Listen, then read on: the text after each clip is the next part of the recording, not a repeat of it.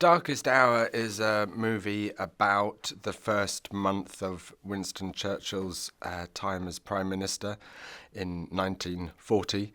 And it really deals with how close Britain came to making a peace deal with Nazi Germany. And so that's the kind of story in a nutshell. Thematically, it's kind of about leadership and doubt and a crisis of confidence, and how Winston rose above the difficulties and led the country to victory. I think the script was a portrait of a very multifaceted human being. The important thing is that he was a human being, and that when one allows an audience and yourself to engage with him as a human being, then you can understand the true qualities of his leadership, and how that might inspire future leaders, and inspire us all. I think about 50% of the movie takes place in the war rooms, if not more. And we wanted this kind of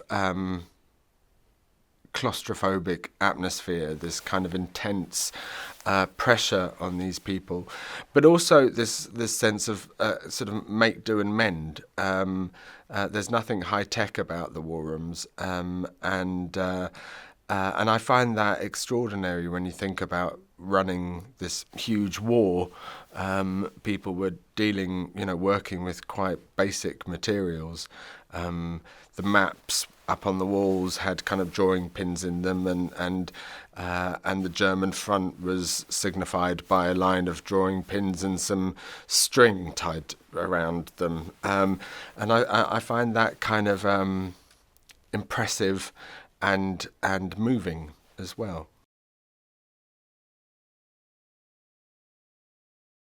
One of the interesting things for me about the story is that it's to some extent about Winston's disconnection and then growing connection with the British people.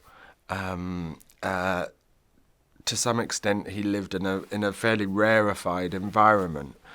And to be able to lead the British people, he had to step out of that and connect with the men and women in the street. And so Elizabeth Layton, his secretary, who's a girl from Lavender Hill, South London, allowed him the opportunity to make contact with people, and hear their concerns, and understand the repercussions, the effects of these enormous decisions he was making on the lives of ordinary people.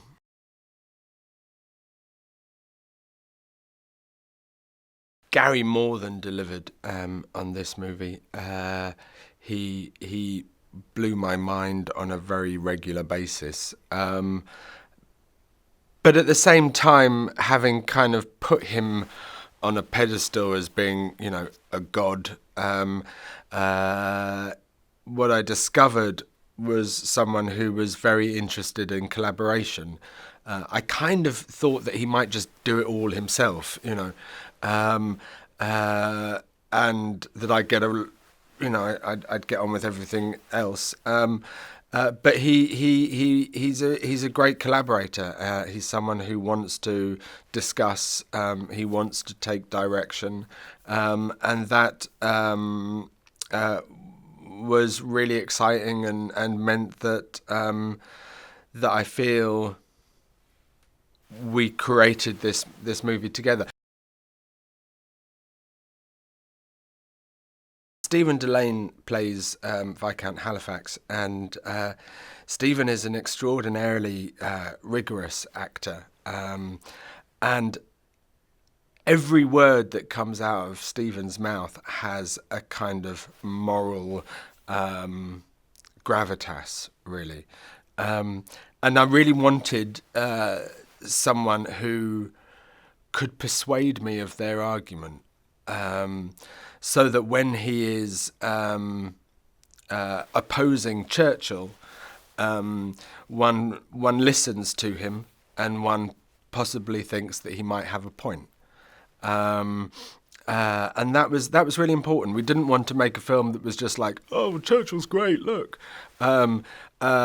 But actually to hear the arguments, and what I think is really important about Churchill is that he heard the arguments, and that he was a leader who listened and considered other people's points of view and then made a decision. And that's really important. And I wanted the audience in some of those,